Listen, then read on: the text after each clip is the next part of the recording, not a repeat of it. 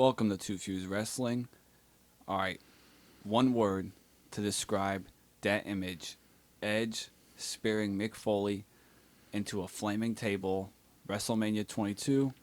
I'm gonna kick it to my partner to get what comes to his mind, the word. But before that, make sure you spear that like button, subscribe to the page. All right, that image. What does it conjure up to you? Uh, I'm gonna go with legacy, and what I mean by that is I think that Mick Foley's legacy is getting people over at the expense of himself. If you look at his career, you could argue that he got Sting over in the early '90s. He got Triple H over twice. He made Randy Orton a star, and this Edge is a former WWE champion in this match. He beat John Cena for the title, had a match with John Cena for the title. I think this match with Foley did more to make Edge a star than the match with John Cena for the WWE title. And it's just a testament to Foley is like can showcase that you can get someone over and get yourself over at the same time. You don't have to be selfish and be like, this is my moment. It's more of it's our moment. It's funny you went with that word because the word I'm gonna choose, and it also piggybacks off the idea that you said Edge did have a title run, but this was like his moment was legend. Like to me, this was like, oh okay, this dude's a legend. This dude is the rated R superstar. Yeah. This dude just fucking speared the hardcore legend Mick Foley into a flaming table. Like yeah, we're going to remember Edge in the history books. You are a superstar. I get that he had the famous tag matches, but that's Edge and Christian. He had the spear at TLC, but that's Edge and Jeff Hardy. I get that this spear is him spearing Mick Foley, but to me, when I see that image, it's always that's the rated R superstar. Yeah. That guy fucks. Yeah. That guy's gonna beat your ass. Yeah. That was his like that was his image, his moment to me, where it's like, this is The Rock. This is Austin 316. This is John Cena. Hey, that's Edge. Yeah. That's a guy that you can count on to get shit over.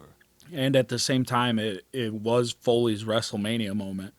And I don't think that the going through the table is the moment. I think it's the match in general and the fact that he got Edge over and himself at the same time. It's a testament to what a professional he is. And also, on the Untold episode on the WWE Network about this match, Foley talked about how he came to Edge and Lita and asked them to pray with him before this match. And just hearing that, me saying that now, gives me chills because it's like if Mick Foley asks you to pray with him before a match, something terrible is going to happen. And it's a really good match too. How you said it was his WrestleMania moment, Mick Foley. It's like they delivered too. It's not like it's just this spot is cool. Right. It's like the whole match is good. Foley is like really good at taking like a hardcore match and it telling a story. It's not just weapons for the sake of weapons or violence for the sake of violence. There's a story like woven throughout that violence. And I think that's something that's lost with a lot of like these quote unquote deathmatch wrestlers these days. They just do crazy shit to do crazy stuff. Foley would have a reason for it and it would tell the story and you could go back to it and you could play off of it. And I think that that's something that they don't do anymore.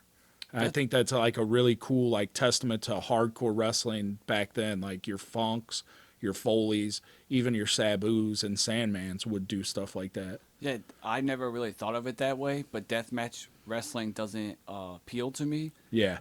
too much, and now I'm wondering if it's because of that aspect. Because like I've seen like hardcore matches that Joey Janela does, and I've always liked that. But I also really like Joey Janela's character work. Right. Yeah. It's not just like the match aspect; it's the character that's going into the match. Yeah. And you mentioning Mick Foley being able to do that, or Terry Funk, Sandman. It's like, yeah, it's not necessarily the spot; it's the guy doing the spot. Yeah. And it's like, yeah, your reasoning. Why would you do this spot? Like they start off the match and he goes for a spear and Foley's wearing barbed wire.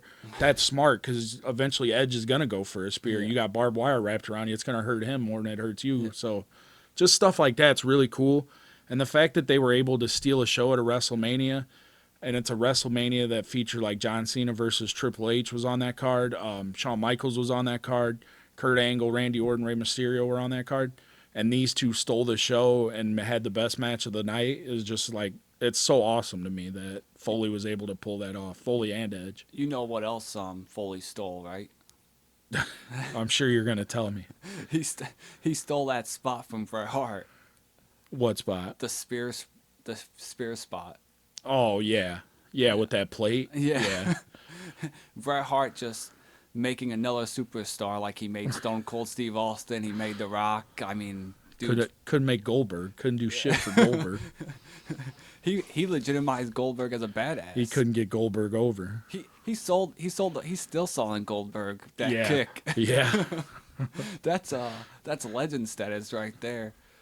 I also like the idea of this image with Edge being a legend for the image because like we see the image a lot of him cashing in on Cena. We see the image of the live sex celebration. Right. But to me those still don't equal to what happened. And it's not the spot though, like you said, it's the story that was being told, and the spot just really puts the match itself over. Yeah.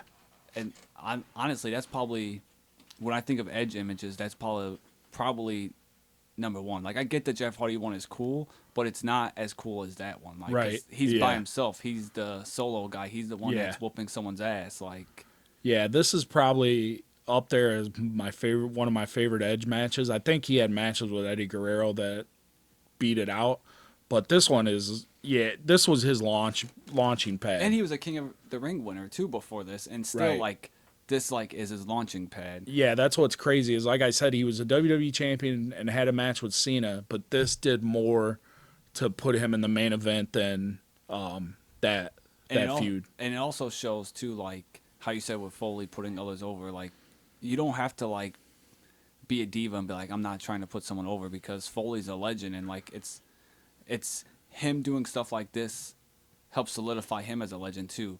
I'm interested now to see what his hardcore record is against NWE, because he probably lost like I most bet he of lost them. the majority of them. Yeah. So it's like he's a hardcore legend, but it's like you always lose. So like, are you the Brooklyn Brawler of hardcore matches? Well, no, because it's essentially they have to almost kill him. I mean, if you look at this match and you look at the street fight with Triple H in 2000, the I Quit match with The Rock. the I Quit match with The Rock, the Hell in a Cell with Undertaker, and the match with Orton, those five, they damn near have to kill the guy. And yeah, he comes out losing, but it's like he gets his shine when he gets up. You know what I'm saying? Like Yeah. he walked out of that Hell in a Cell. He walked away from Triple H, Orton, and those guys. That's where he gets his shine. So the 3 count doesn't matter. That helps the other guy. What helps Foley is he got back up. So it's like kids of that generation were like, holy shit, you can't kill this guy. Like he's like Michael Myers or something. So in the comments, let us know what your views are of this image of Edge spearing Mick Foley through the table at WrestleMania 22.